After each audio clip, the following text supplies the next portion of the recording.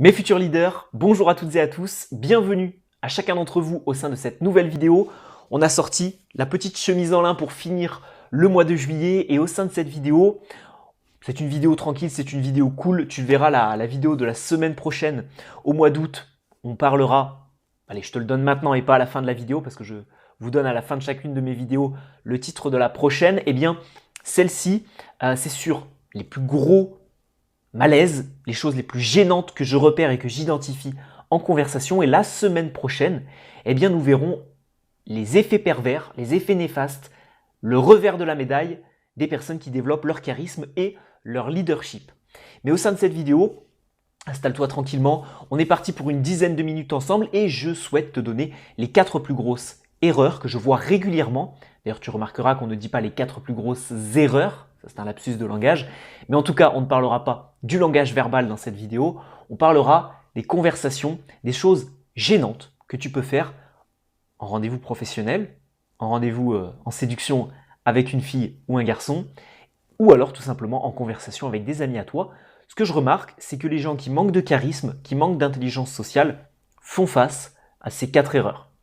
Alors pas de constat d'introduction dans cette vidéo, si ce n'est, je vais quand même en mettre un petit, parce que tu sais que j'aime bien contextualiser tout ça.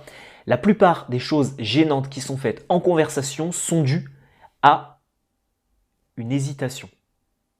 Une hésitation dans le regard, une hésitation dans tes propos, une hésitation dans ton langage non verbal. Est-ce que je mets mes mains là? Est-ce que je les mets là? Ouais, tu les vois, je regarde dans le petit retour caméra là-bas. Est-ce que je fais ça? Est-ce que je me mets comme ça? Est-ce que les gens, je les croise, etc. Tu vois, tout ça, ça va créer des choses gênantes. Et ton interlocuteur va le sentir. Donc l'hésitation, si tu as une seule chose à retenir de cette vidéo et que tu n'as pas le temps et que tu t'en vas directement, tu t'abonnes en partant et tu n'oublies pas que l'hésitation crée le malaise et les choses gênantes. Mais, vu que tu es encore là, on va voir les 4 différentes choses et les 4 plus grosses erreurs que je vois régulièrement. La première erreur consiste à couper la parole à son interlocuteur pour ramener la conversation à soi. C'est quelque chose que je vois très régulièrement, c'est quelque chose qui est fait de manière involontaire et surtout, c'est quelque chose qui apporte rarement plutôt une plus-value à la conversation, à la discussion. Dans la plupart des cas, ce n'est pas la personne qui va t'interrompre. Tu commences une histoire, tu parles de tes vacances en Italie, tu parles de tes vacances au Mexique, tu parles de tes vacances je ne sais où en Australie, etc. Et puis voilà, la personne va te dire « Attends, je t'interromps 2 petites secondes ». Elle va apporter une plus-value à ce que tu es en train de dire, à ton histoire. Et puis ensuite, tu vas pouvoir continuer. Et ensuite, elle va te rendre la parole gentiment. Dans la plupart des cas, ça ne se passe pas comme ça. La personne t'interrompt brusquement, ramène la conversation à elle, sort une blague, une chose, quelque chose qu'elle a vécu, etc. Une analyse qui est dénuée de sens, qui n'a pas forcément une grosse plus-value dans ce que tu étais en train de dire. À partir de là, on peut qualifier ça, je pense, de moments gênants, de choses gênantes que la plupart des gens font en conversation. Et d'ailleurs, je ne vous jette pas la pierre, les amis, j'ai tendance également à le faire. Ça, c'est lié à l'ego, c'est lié à toutes ces choses-là. Et puis, on a l'habitude, on a envie de parler de soi, donc on a l'habitude de tirer la conversation vers nous, parce qu'il y a très très peu de personnes qui ont énormément d'écoute en conversation. Donc tout le monde, en fait, dans les conversations, la société qui s'individualise de plus en plus, donc tout le monde parle de soi, etc. Et puis en fait, il y a très très peu de gens qui nous écoutent au quotidien. Donc c'est pour ça qu'on a envie à chaque fois de ramener la conversation à nous lors d'une discussion avec des amis, en couple, etc. Donc première chose gênante, on évite absolument de couper la parole aux autres. Alors je sais que c'est un petit peu gros de te dire ça, mais je sortirai une vidéo à la fin d'année. Je sais que c'est un petit peu gros de te dire ça, mais je prépare les vidéos, les amis. Donc, m'en voulez pas trop. Je sortirai une vidéo le 2 décembre à ce propos. Voilà, c'est dit. C'est dans plusieurs mois, mais au moins c'est dit. Et puis si tu regardes cette vidéo au mois de janvier 2023, eh ben écoute, sache que la vidéo est déjà disponible. Donc première chose, les gens qui te coupent la parole. Deuxième chose, juste avant, je te propose de découvrir la masterclass communication. Et oui, mes futurs leaders, avec le temps, j'en ai passé des appels téléphoniques avec vous. Et j'ai identifié 2 principaux problèmes. D'un côté, il y a ceux qui manquent d'aisance sociale. Et de l'autre, ceux qui n'ont pas assez de connaissances relationnelles. Et avec le temps, ces 2 problèmes s'aggravent. Alors, que faire? J'ai regroupé pour toi une solution tout en un. Ça s'appelle la masterclass communication. À l'intérieur, 10 cours en ligne structurés autour de la communication. Des fiches PDF, des vidéos avec 50 heures de cours en ligne et surtout mon WhatsApp pour me contacter 24 h sur 24, 7 jours sur 7.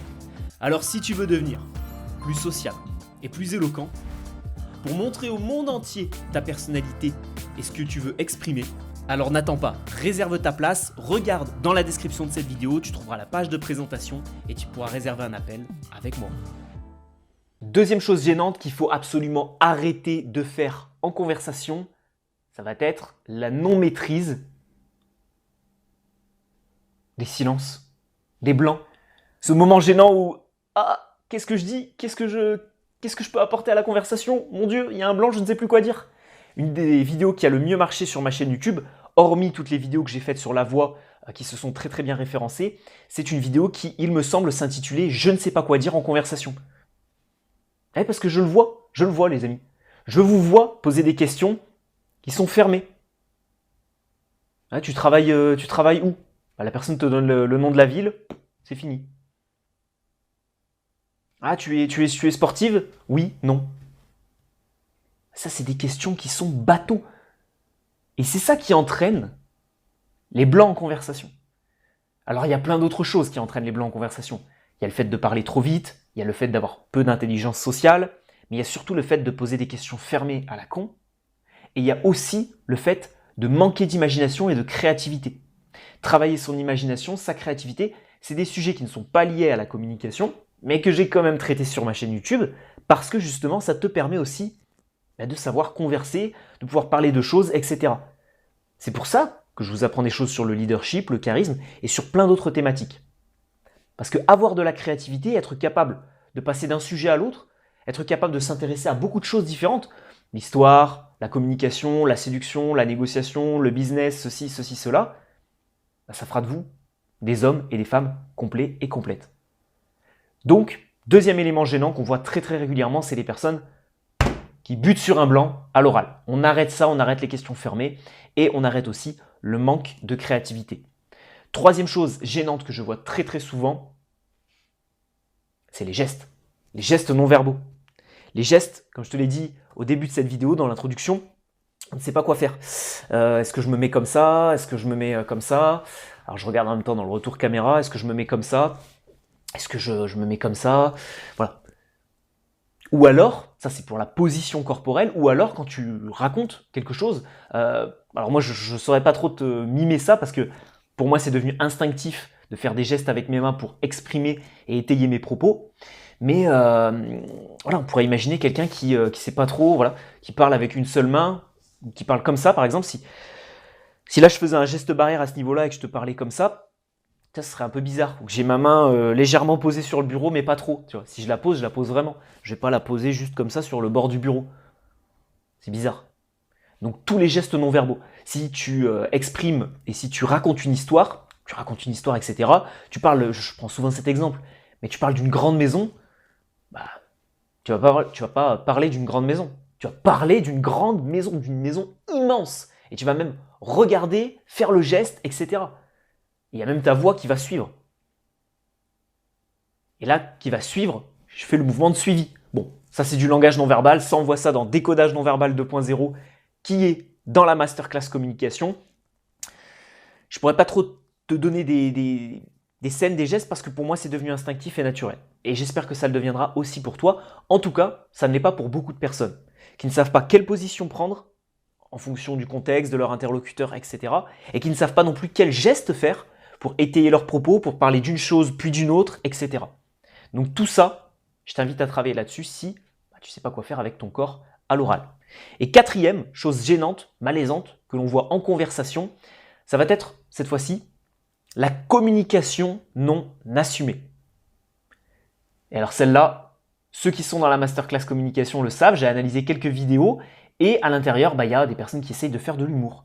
Et quand on essaye de faire de l'humour, cette scène m'a assez marqué, donc je vais te refaire la même.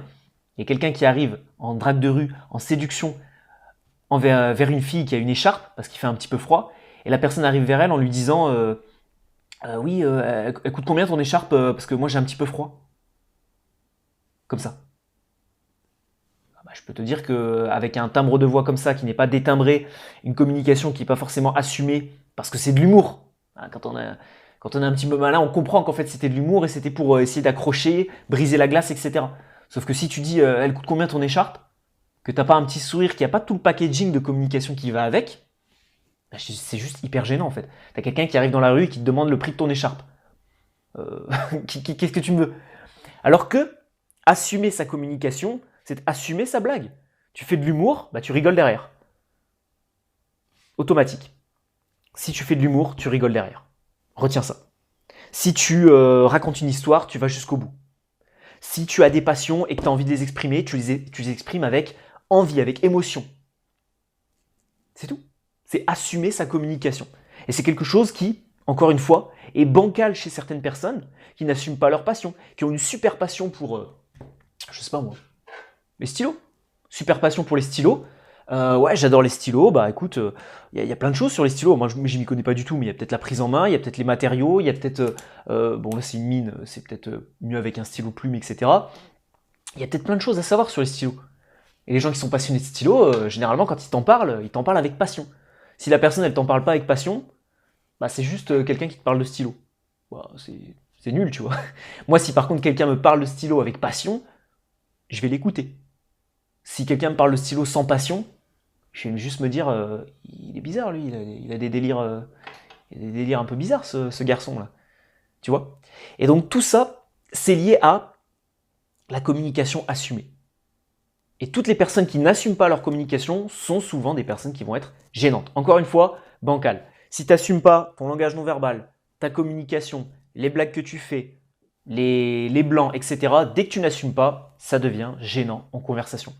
Et petit bonus, les amis, pour ceux qui restent jusqu'au bout de mes vidéos, petit bonus, je vous régale, le dernier élément que je vois, ce n'est pas lié directement aux conversations, mais c'est lié à ce qui se passe juste avant une conversation. Que ce soit pour aller parler à une fille, à la salle de sport, dans la rue, au supermarché, peu importe, ou pour essayer d'aller discuter avec quelqu'un quand tu es par exemple dans un salon professionnel, que tu as, tu sais, un petit buffet juste après une présentation ou une chose comme ça, eh bien, ça va être le jeu de regard. Les regards non assumés. C'est-à-dire que la personne, elle est à l'autre bout du buffet, elle te regarde, en fait, elle a envie de venir te parler, et puis elle te fixe de loin. Et donc toi, tu sens que la personne elle est en train de te fixer, et puis dès que toi tu la regardes, elle baisse les yeux. Encore une fois, on est sur quelqu'un qui n'assume pas, et donc automatiquement ça devient gênant. Tu as juste quelqu'un à l'autre bout de la pièce qui te regarde, qu'est-ce que tu veux? Alors que si par contre tu fais la démarche de venir voir la personne, tu la regardes, là la personne elle va sentir que tu la regardes, et donc du coup elle va te regarder, eye contact, début de la conversation. Et ça, les amis, c'est quelque chose que je vois aussi très régulièrement. D'ailleurs, très souvent en salle de sport, parce que je vais à la salle de sport 4-5 fois par semaine. Je peux vous dire que j'en vois beaucoup des personnes qui, justement, regardent d'autres personnes, puis après baissent les yeux quand la personne elle se rend compte qu'elle est épiée. C'est extrêmement gênant. C'est extrêmement gênant. Arrêtez ça. Et si vous n'avez pas ces 5 éléments, alors vous êtes quelqu'un qui a une bonne intelligence sociale, qui a un bon niveau d'intelligence sociale. Et d'ailleurs les amis, pour finir cette vidéo, ça m'intéresserait très sincèrement de voir en commentaire de la vidéo combien de choses gênantes vous avez dans votre quotidien. Est-ce que c'est 1, 2, 3, 4, voire 5 choses gênantes et que vraiment vous êtes une personne très très gênante socialement parlant? Mettez-moi tout ça en commentaire. De toute façon, la plupart d'entre vous ont des pseudonymes, donc je ne pourrai pas vous retrouver et personne ne pourra voir tout ça. Et puis bon, cette vidéo n'aura pas 1 million de vues, on est tous au courant, donc ça restera privé et personnel. Merci d'avoir visionné cette vidéo jusqu'au bout. Ici, tu auras le lien de la masterclass communication. Si tu es extrêmement gênant, c'est la solution tout en un que je te propose. Et puis, ici, tu pourras poursuivre les vidéos sur l'intelligence sociale et juste sur ma tête, t'abonner. On se retrouve au mois d'août pour une vidéo sur les différents problèmes de développer son charisme, les choses que l'on ne te dira jamais, mais que moi, ton coach préféré sur YouTube, je vais t'avouer avec classe et élégance. Merci d'avoir visionné cette vidéo, bon week-end à tous et à la semaine prochaine.